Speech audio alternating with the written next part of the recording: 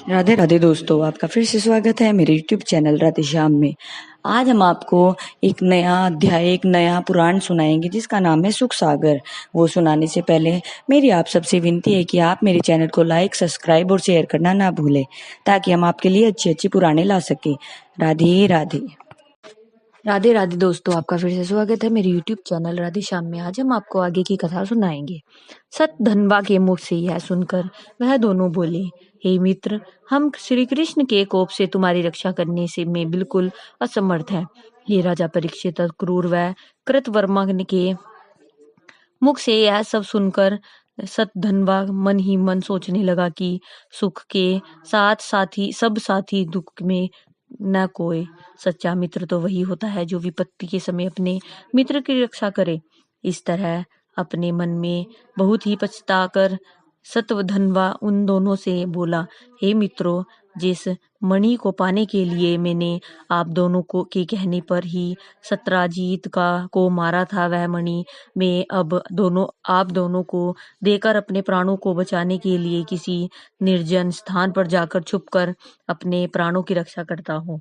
श्री सुखदेव जी बोले, हे राजा परीक्षित, अक्रूर को वह मणि देकर सतधनवा विलाप करता हुआ किसी शीघ्रगामी रथ में बैठकर सघन वन में चला गया।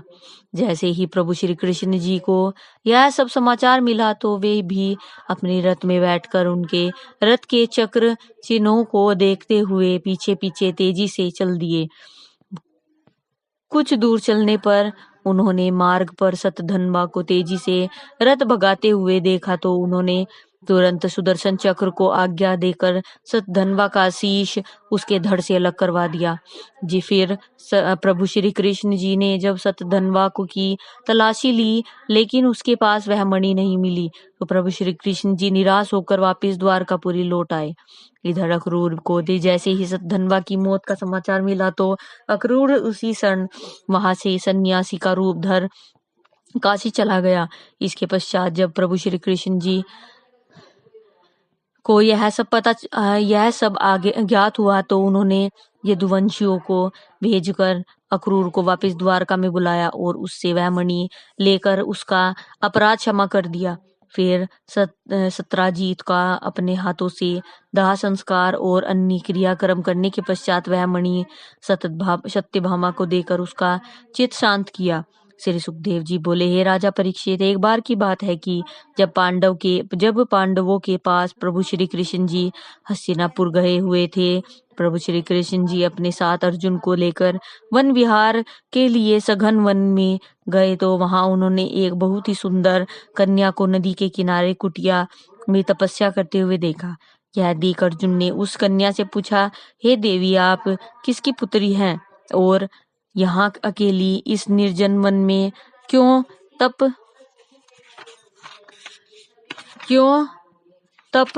रही हो? अर्जुन के मुख से यह वचन सुन वह कन्या बड़े मधुर स्वर में बोली, हे भाई, मैं सूर्य ऋषिवर की पुत्री कालिंदी हूँ। मैं श्री कृष्ण जी के साथ विवाह करने की इच्छा से यहाँ अकेली बैठकर तप कर रही हूँ। श्री सुखदेव जी बोले, हे राजा परीक्षित, उस सुंदर कन्या कालिंदी के मुख से यह सब सुनकर प्रभु श्री कृष्ण जी ने उसे अपना परिचय देकर रथ पर बिठा हस्तिनापुर की ओर चल दिए। रथ पर बैठकर जैसे ही प्रभु श्री कृष्ण जी वहां से चलकर थोड़ी दूर ही पहुंचे तो उन्होंने मार्ग में देखा कि प्रचंड दावाग्नि ने उस सघन वन को जलाना आरंभ कर दिया और उसी वन में मैं नाम का एक दानव रहता था।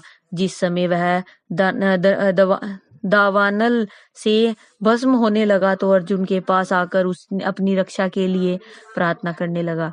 फिर अर्जुन ने प्रभु श्री कृष्ण जी की कृपा से मेघ बाण छोड़कर उस प्रचंड अग्नि को बुझाकर मैं दानव को उसके कुटुंब सहित बचा लिया। तो मैं दानव अर्जुन से बोला, हे अर्जुन, मुझे आज से आप अपना दास समझना और शिल्प आदि जिस किसी कठिन कार्य के लिए मेरी आवश्यकता हो मुझे उसी समय याद कर लेना।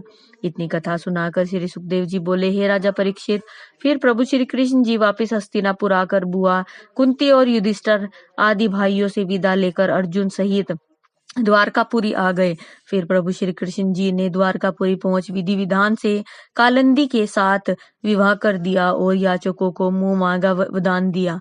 हे राजा परीक्षित, इसके बाद प्रभु श्री कृष्ण जी ने स्वयंवर में समस्त राजाओं को पराजित कर सूरसेन की पुत्री मित्रविंदा से महाबलिष्ठ 7 सांडों को एक साथ नाश कर कैलाशधीश महाराज नंदजीत की पुत्री सत्या से और समस्त राजाओं का मान मर्दन करके कई देश की राजकुमारी भद्रा से तथा भद्र देश की राजकुमारी लक्ष्मणा से विवाह किया। हे राजा परीक्षित, इस प्रकार प्रभु श्री कृष्ण जी की 8 पटरानियां हो गई, जिसके नाम रुक्मणी, जामवंती, सत्यभामा, कालिंदिनी, मित्रवंदा, सत्या, भद्रा और लक्षणा है। श्री सुखदेव जी बोले, हे राजा परीक्षित, परमेश्वर का कठिन तप करके पृथ्वी का अवतार धारण भूमि देवी ने उनसे यह वरदान प्राप्त कर लिया था कि मेरे पुत्र को संसार में कभी कोई भी न पराजित कर सके और जब तक मैं ना चाहूं उसकी मृत्यु ना हो। इस वरदान के प्रताप से भूमि देवी के भौमासुर नामक बड़ा प्रतापी पुत्र हुआ। भौमासुर समस्त राजाओं को पराजित कर उनकी 16,100 कुंवारी कन्या लाकर उनका पालन करने लगा। भौमासुर की यह इच्छा थी कि 20,000 राजकन्याएं एकत्रित हो जाने पर उनसे एक साथ विवाह कर लिया जाए।